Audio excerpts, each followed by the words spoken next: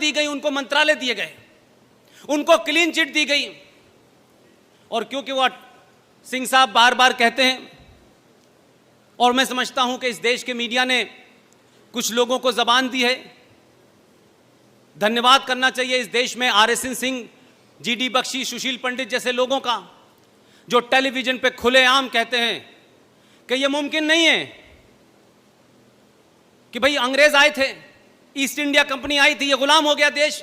समझ में आता था, हम तो पहले से गुलाम थे, हमारी हालत तो बहुत कमजोर थी। लेकिन मुझे दुख इस बात का होता है कि आजाद भारत के अंदर एक महिला आती है और पूरी पार्टी उसकी गुलाम हो जाती है। वो जायज नाजायज कर रही है, कोई रोकने वाला नहीं है, क्योंकि उसने एक ऐसा एपरेटस बनाया है कि सबको बंदर बांट की है। वो शंकराचार्य को भी रात में गिरफ्तार कर देती है, वो हिंदू टेरर भी क्रिएट करवा देती है, वो पाकिस्तान में अपना आदमी भी भेजती है कि मदद करो हमारी मोदी से हटाने के लिए। तो क्या वजह है हम उस औरत के बारे में, उस महिला के बारे में हम कोई उसकी जाती शख्सियत पे नुक्ताचीनी नहीं कर रहे, हम उसकी जाती जिंदगी से हमको कोई लेना देना नहीं है। लेकिन क्या इस देश ने पूछा, ये वो देश है कि अगर एक घटना गाजियाबाद में हो जाती है तो पूरी पूरी सरकारों को कटघरे में खड़ा कर दिया जाता है, पूरा समाज अपोलोजिस्टिक हो जाता है, बैकफुट पे चला जाता है। लेकिन क्या आप किसी ने पूछा ये बात कि क्या ये कोइंसिडेंस है कि एक महिला इस देश में जब आती है तो कुछ दिनों बाद सास मार दी जाती है, देवर मार दिया जाता है, और तो और अपनी बेटी की शादी जिस शख्स से करती है, वो अच्छा भला बर्तन बना रहा था आपके पड़ोस में मुरादाबाद में, उसके खानदान में सब ठीक चल रहा था, उसके पिता की कमरे में लाश मिलती है, भाई होटल में मरा पाया जाता है, बहन एक्सीडेंट में मारी जाती है। क्या देश इसको नहीं पूछेगा कि ये कैसे मर रहे हैं भाई? नहीं पूछा किसी ने। उसी के दौर में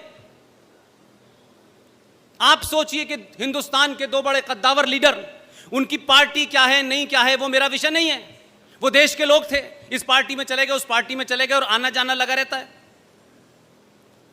एक माधवराव सिंधिया का नया जहाज जिसमें देश के 5 पत्रकार बैठे हुए थे, उसमें हवा में क्या हुआ कि 5 लोग मारे गए, माधवराव सिंधिया की मौत हो गई। आप बताइए, मुझसे सारे लोग बड़े हैं, किसी अखबार में इस बात का सवाल उठा कि इसके ऊपर कमीशन बैठना चाहिए, जांच बैठनी चाहिए? यह सवाल ही नहीं उठा। उसी पार्टी का दूसरा कद्दावर नेता राजस्थान जाते में सड़क में मार दिया जाता है, भूतपूर्व गृह मंत्री होता है राजेश पायलट, इस पे सवाल नहीं उठता, इसके ऊपर कोई कमीशन नहीं बनता। लेकिन जस्टिस लोहिया की मौत कैसे हुई थी, उसमें एजेंडा था, उसके लिए पूरा देश चिंतित था। और अब तो पूरी दुनिया के सामने सबको पता चल गया। आप ही के बीच में से लोग उठे और उन्होंने कहा कि ये जो थ्योरी चल रही है, इस थ्योरी के अलावा भी एक थ्योरी है, उस थ्योरी को कनेक्ट किया और कनेक्ट करके एक किताब लिख दी। और एक हमारे दोस्त ने उस किताब के ऊपर एक फिल्म बना दी और वो फिल्म आप सबके सामने है। उस फिल्म के अंदर जितने भी तथ्य दिए गए हैं वो 1100% सच्चे हैं, ओरिजिनल हैं, कोई मैनिपुलेशन नहीं है। और उस फिल्म का नाम है ताशकंद फाइल। आप देख लेंगे उसको जाकर के, तथ्यों और कागजों के साथ देख लेंगे। 40 देशों से उसमें साक्ष्य जुटाए गए हैं, तब वो फाइल बनी। और 2019 में पता चला कि भाई शास्त्री जी की मौत कैसे हुई थी। तो मैं ये मानता हूं कि अगर आप अलर्ट होते हैं और समाज जाग जाता है तो फिल्में भी बनती हैं, किताबें भी लिखी जाती हैं, सवाल भी उठते हैं। और अब तो ये लग रहा है कि कहीं ऐसा ना हो कि अभी तो हिंदू टेरर थ्योरी के पिताजी अंदर गए हैं। मैं अभी सिंह साहब से 3 दिन से कह रहा हूं कि हिंदू टेरर थ्योरी के पिताजी तो किन्हीं और कारणों से गए हैं, वो भी मामला आएगा, वो अलग बात है। लेकिन चचा दिग्गी सुनाई नहीं दे रहे आजकल कहीं, उनका कोई बयान नजर नहीं आ रहा। वो कहीं किसी महफिल में किताब का रिबन काट नहीं रहे, किसका रिबन काट रहे हैं ये पता ही नहीं चल रहा। तो सवाल यह है कि जब सत्ता के पीछे शक्ति के साथ उसका समाज खड़ा होता है तो 370 भी हटता है, चिदम्बरम अंदर भी जाता है। और थोड़े दिन की बात और है, आज 28 तारीख है, 30 तारीख को अखबार के घोटाले में जो बेल पर हैं उन पे भी कार्रवाई शुरू होने वाली है। तो ये मत समझिए कि आप जो गलती पिछले कई सालों से कर रहे थे कि आपको तो वोट देना है, किसी को दे दो भाई, हमें क्या फर्क पड़ता है, इनको आना है उनको आना है। लेकिन पहली बार आपको भी एहसास कर दिया कि उनको नहीं आना, इन्हीं को आना है।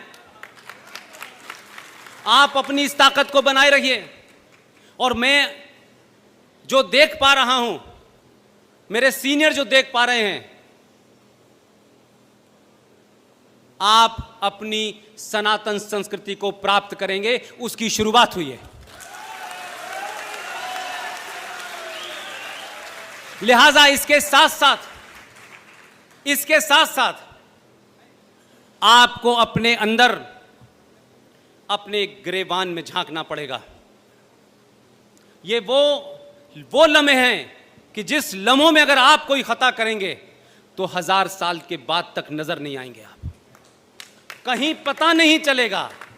क्योंकि अब तक लोगों ने आपको, आपके इस पुरुषार्थ को, इस ताकत को समझा ही नहीं था। अब वो समझ गए हैं, वो दूसरी तैयारी करेंगे। आप ये ध्यान रखिएगा कि अगर किसी कारण से भी अपनों से गलती, हमारे लिए गलती, हमारा ये नहीं हुआ, उसका ये नहीं हुआ, ये स्थिति इस देश में 500 साल तक बना के रखनी है कि इसके अलावा, इस सोच के अलावा लोग सत्ता पे न बैठें। 2 घटनाओं का जिक्र करके मैं अपनी बात को आगे बढ़ाना चाहता हूं। बोर हो रहे हो तो बता दीजिएगा।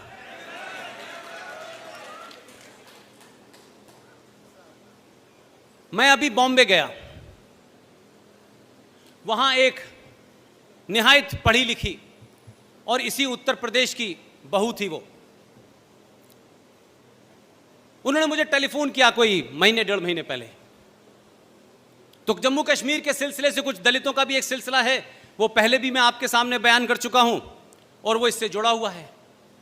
तो जब भी जाता था तो मैं उस घटना को बताता था और साथ साथ ये भी कहता था कि पूरी दुनिया में कोई किसी से कितनी भी नफरत कर ले, लेकिन वो नफरत, उस नफरत को संवैधानिक तौर पे जस्टिफाई अगर कहीं किया गया है तो वो है जम्मू कश्मीर। उन्होंने बहुत सारी चीजें सुनी। उन्होंने बॉम्बे में बहुत लोगों को बताया कि 1957 में जम्मू कश्मीर के अंदर 200 वाल्मीकि लोगों के साथ क्या हुआ। पढ़ी लिखी डॉक्टर हैं, बहुत पढ़ती हैं, संजीदा हैं। तो बड़ी मायूसी के साथ उन्होंने मुझसे कहा कि पुष्पेन जी, क्या मैं आपको भाई कह सकती हूं? मैंने कहा कहिए, इसमें किसने रोका है आपको भाई? बोली मैं आपको राखी बांधना चाहती हूं। मैंने कहा 15 अगस्त को मैं मुंबई में होऊंगा, आप मुझे वहीं राखी बांध दीजिएगा। जो बात उनसे मुझे करने के बाद पता चली, शक मुझे हल्का सा था, लेकिन क्योंकि वो ज्यादा किताबें उन्होंने पढ़ी, क्योंकि उनका वो एरिया है। उन्होंने कहा पुष्पेन जी, मेरी एक मुहिम चल रही है, मैं आपसे उसमें मदद चाहती हूं। मैंने कहा समाज के किसी भी ऐसा काम जिसमें समाज जुड़ जाए, आप रात के 2 बजे भी कहेंगी तब भी मैं हाजिर हो जाऊंगा। जो इंपॉर्टेंट बात है जो मैं आपके सामने कहना चाहता हूं, अगर किसी को दिल को चोट भी लगे तो मुझे माफ कर दीजिएगा, क्योंकि इसमें मेरा कोई हित नहीं है, मेरा कोई एजेंडा नहीं है। मैं उस समस्या से जूझ रहा हूं, उसकी निटी-गिटी को समझ रहा हूं। ये जो हमारे वाल्मीकि लोग हैं, जो दलित लोग हैं, ये सूअर क्यों पालते हैं? मैं चाहती हूं कि अब ये सूअर ना पालें। मैं उनकी बात को समझा नहीं। फंक्शन ख़त्म होने के बाद मैंने अपने कहा कि मेरे होटल में आ जाइए। उनके साथ में 3-4 और लोग भी थे। उन्होंने बड़े विस्तार के साथ मुझे ये बात समझाई और उस पूरी बात में मुझे लगा कि क्या इतने बड़े सैक्रिफाइस को, इतने बड़े एक ऐसे समय में जब आप खुद खतरे में हो, आपका समाज खतरे में हो, आप उससे समझौता करने की जगह आप उससे लड़ने की डिवाइस निकालते हैं। यह बहुत कम होता है। यह बात अलग है कि जो अब्दुल्ला हैं कश्मीर में, वो मुसलमान होने का दावा तो 300 बार बताते हैं, लेकिन इस बार उनकी हिस्ट्री निकाली मैंने और ये पूछा कि अब्दुल्ला साहब आप बताइए 1722 में आपके जो पूर्वज थे उनका नाम क्या था। अब उन्हें पता है, ये बात अलग है कि पब्लिकली नहीं बताते। ये अब्दुल्ला फ्रॉड, इसके पूर्वजों का नाम 1722 से अगर निकालें आप तो उनका नाम था राघो राम। अब जिन लोगों ने 2 रुपए किलो चावल और तलवार के जोर पे अपना धर्म बदल लिया, अपना नाम बदल लिया, वो किनको प्रताड़ना दे रहे थे, इस रेफरेंस में ये बात कहना चाहता हूं। तो पता ये चला कि ये जो दलित समाज है आखिर ये सुअरी क्यों पालता है। ये तो हिंदू लार्जर फैमिली का हिस्सा था, लेकिन क्योंकि उस दौर में, उस दौर की बात बता रहा हूं, उस दौर में इनकी महिलाएं बहुत खूबसूरत होती थीं और उसका जीता जागता प्रमाण यह है कि उन्होंने कहा कि उस वक्त यह रिवाज था कि जो भी बहू आएगी गांव में वो शुरू के 3 दिन तक शेख साहब के घर पे रहेगी और यह सिलसिला चलता रहा। उनसे होने वाली जो संतानें हैं उस दौर में, उन संतानों के बारे में आप महाराष्ट्र जाइए, डॉक्टर रेखा बंडवाल से मिलिए, आज भी वो संतानें शेख दलित के नाम से जानी जाती हैं। उस वक्त इन तमाम दलितों ने क्या किया, ये ताकतवर नहीं थे, लड़ने की क्षमता नहीं थी, समाज के बड़े वर्ग ने उनको अलग थलग कर दिया था। इन्होंने कहा कि हमारी बहू बेटी शेख साहब आपकी 3 दिन के लिए दुल्हन तो बनेगी, लेकिन क्या हमें यह इजाजत है, क्या हम ये आप इसकी हमें छूट दे सकते हैं कि जो हमारे कुल देवता हैं उसकी हम पूजा करने के बाद इसको हम आपके सुपुर्द कर देंगे।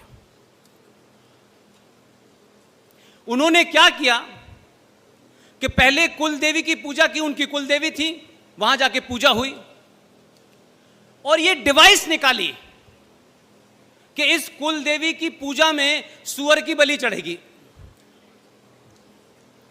तो सुअर की बलि दी गई और फिर उसके बाद क्या कहा गया कि हमारी कुल देवता की जो जानवर की बलि चढ़ती है उस जानवर के खून में, हमारे सबके घर में जब भी बहू आती है तो आपने देखा होगा दरवाजे पे वो महावर रखते हैं थाली में, उसमें वो पैर रखती हैं और फिर घर में चलती हैं। यही रस्म है कि नहीं है? उन लोगों ने कहा कि जो बलि है जानवर की, जो हमारे कुल देवता ने ली है, हमारी ये बहू इसके खून में अपने दोनों पैर गीले करेगी और जिसके भी घर जाएगी ये ऐसे ही जाएगी सबसे पहले।